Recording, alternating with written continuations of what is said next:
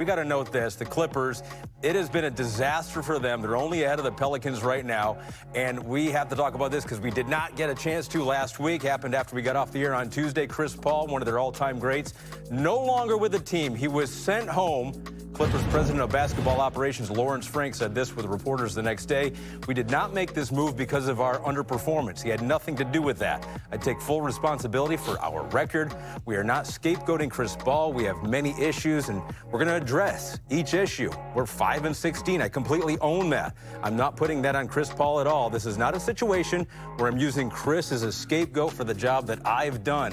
Chris's legacy with us stands. This situation just didn't work out at this time. So a lot to take in about this whole situation with the team, with Chris Paul, a legend with that team. But T-Mac, I'll just start with you. What did you make of that statement? Let's go with Scal. I like what Scal said in pregame.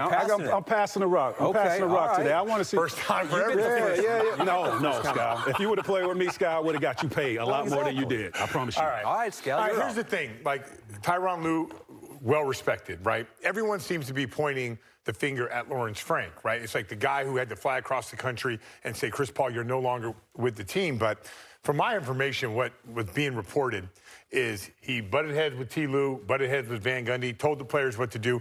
It's like Chris Paul was in his prime. And when you're in your prime and you're a leader like that, everyone's going to follow you. But when you're the 10th man on the team, at that point in time, you got to kind of fall in suit. The coaches do their job. The players do their job. You as the 10th man as a backup point guard, and I heard that they had conversations with him going into this. You can't be what you were before, yelling at everybody and telling them what to do. You have to fall in line, and if you can do that, we want you on this team. Yeah, I get the falling in line, right?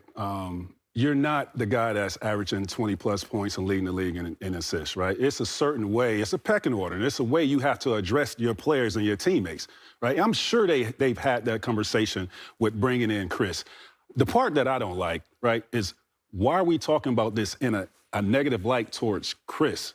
With that statement he just put out, I would want that statement to be put out before they release Chris so we won't have this stain on his legacy. This is all we're going to be talking about.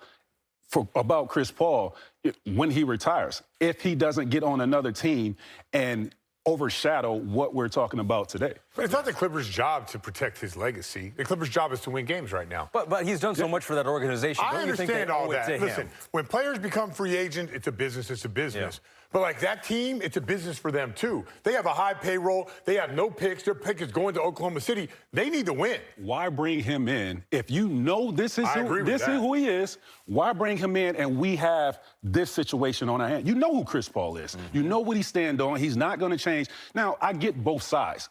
Also, as Chris Paul, you're not that guy that has that type of, autonomy to talk to players and coaches in that manner. Sure. So if you are the Clippers, you are where you are right now.